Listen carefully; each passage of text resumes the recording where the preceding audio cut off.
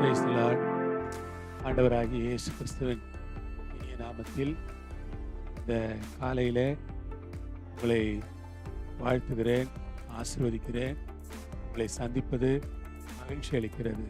1 கொரிந்தியர் 12ஆம் அதிகாரம் 11வது வசனம். இவைகளை எல்லாம் அந்த ஒரே ஆவியானவர் நடப்பித்து தமது சித்தத்தின்படியே அவனவனுக்கு பகிர்ந்து கொடுக்கிறார். வார்த்தைகளுக்காக ஆண்டவரை ஸ்தோத்திரிக்கிறேன். இவைகளை எல்லாம் அந்த ஒரே ஆவியானவர் நடப்பித்து தமது சித்தத்தின்படியே அவனவனுக்கு பகிர்ந்து கொடுக்கிறார். வேதாகம் என்ன சொல்லுகிறது? ஆவியானவர் நடப்பிக்கிறார், தமது சித்தத்தின்படியே பகிர்ந்து கொடுக்கிறார். ஆவியானவர் என்ன நடப்பிக்கிறார்? ஆவியானவர் என்ன பகிர்ந்து கொடுக்கிறார்? அதை குறித்து நாம் படிக்கிற வேளையில ஆவியானவர் ஆவிக்குரிய வரங்களை தருகிறார் என்று வேதத்திலே சொல்லப்பட்டது. ஆவியானவர் தாமே வெறும் அபிஷேகம், அந்நிய பாஷை, வல்லமை, ஒரு சக்தி, ஒரு பெரிய உற்சாகம், ஒரு பரவசம், இதை மாத்திரம் அல்ல. ஆவியானவர் ஆவியின் வரங்களை தருகிறார். எவ்வளவு வரங்கள் இருக்கிறது என்றால், ஞானத்தை போதிக்கும் வசனம் என்கிற ஒரு வரம் இருக்கிறது. அறிவை உணர்த்தும் வசனம் என்கிற ஒரு வரம் இருக்கிறது. விசுவாசம் என்கிற வரம் இருக்கிறது. குணமாக்கும் வரம் இருக்கிறது. அற்புதங்கள் செய்யும் சக்தி இருக்கிறது. தீர்க்க தரிசனம் உரைப்பது இருக்கிறது. ஆவிகளை பகுத்தறிவது இருக்கிறது. பற்பல பாஷைகளை பேசுவது இருக்கிறது. பாஷைகளை வியாக்கியானம் பண்ணுவது என்று 9 விதமான வரங்கள் வேதத்திலே சொல்லப்பட்டிருக்கிறது. பிரியமான கர்த்தருடைய ஜனங்களே, 9 விதமான ஆவியின் வரங்களை குறித்து வேதாகமம் அழகாக பேசுகிறது. இந்த 9 ஆவியின் வரங்களையும் ஆண்டவர் ஒருவருக்கே கொடுக்கிறாரா என்றால் அப்படி இல்லை. ஆண்டவர் இதை பகிர்ந்து கொடுக்கிறார். ஆண்டவர் ஊழியக்காரர்களுக்கு மட்டும்தான் இதை கொடுப்பாரா? இல்லை. இந்த நிருபமே சர்ச்சுக்கு எழுதப்பட்ட நிருபம் தான். இப்ப ஆவியானவர் எப்படி இருக்கிறாரு? சபைக்கு பகிர்ந்தளிக்கிறவராக ஆவியானவர் இருக்கிறார். ஆவியானவர் எப்படிப்பட்டவராக இருக்கிறாரு? சபைக்கு பகிர்ந்தளிக்கிறவராக ஆவியானவர் இருக்கிறார். என்னை கேட்கிற அருமையானவர்களே, உங்களுக்கும் இந்த வரத்துல பங்கு இருக்கிறது. ஆண்டவர் உங்களுக்கும் இந்த வரத்தை தருவதற்கு வல்லவராயிருக்கிறார். இந்த வரத்தை அளிப்பதற்கு ஆண்டவர் உண்மை உள்ளவராய் இருக்கிறார். உங்களுக்கும் இந்த வரத்தை ஆண்டவரால் கொடுக்க முடியும்.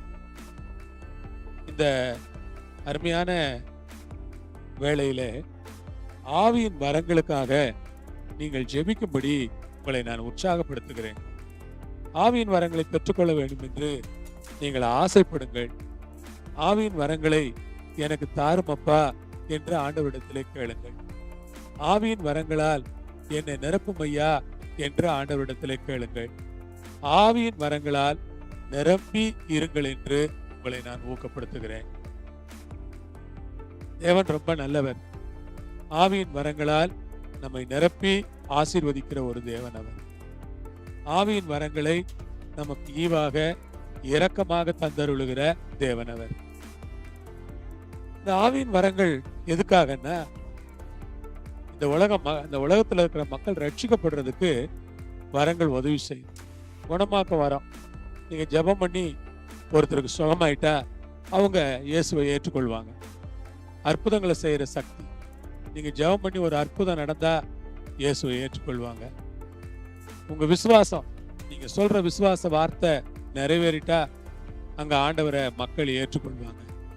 இந்த வரங்களுடைய நோக்கமெல்லாம் ஏதோ ஒரு சுயநல லாபத்திற்காக அல்ல, ஒரு ஆவிக்குரிய லாபத்திற்காக, ஆவிக்குரிய பிரயோஜனத்திற்காக. ஆகவே அன்பானவர்களே, உங்களுடைய ஆவிக்குரிய வாழ்க்கையின் பிரயோஜனத்திற்காக நீங்கள் இந்த வரங்களை எடுத்துக்கொள்ளவும், இந்த வரங்களை பயன்படுத்தவும், இந்த வரங்களை நீங்கள் பெற்றுக்கொள்ளவும் வேண்டும் என்று உங்களை நான் உற்சாகப்படுத்துகிறேன். பிரியமானவர்களே, ஆவிக்குரிய வரங்கள் ரொம்ப நல்லது பாருங்க. ஆவிக்குரிய வரங்கள் ரொம்ப சிறப்பானது. நீங்க ஜெபம் பண்ணுங்க, எனக்கு ஆவியின் வரத்தை கொடுங்க, எனக்கு அபிஷேகம் கொடுத்துருக்கிறீங்க, நல்ல அந்நிய பாஷை கொடுத்துருக்கிறீங்க, ரொம்ப சந்தோஷம். அந்நிய பாஷை இல்லையா, கேளுங்க, அந்நிய பாஷை வரத்தை எனக்கு கொடுங்க, என்னை அந்நிய பாஷையினால நிரப்புங்க, நல்ல ஆவியின் வல்லமையால என்னை நிரப்புங்க, கேளுங்க கர்த்தர்.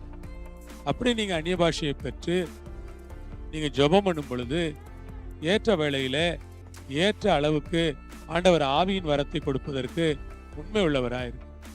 அப்படி ஆண்டவர் உங்களை ஆவியின் வரத்தால் நிரப்புவாரானால் நீங்கள் ஒரு ஆசீர்வதிக்கப்பட்ட ஆண்டவருடைய பாத்திரமாய் மாறுவீர்கள்.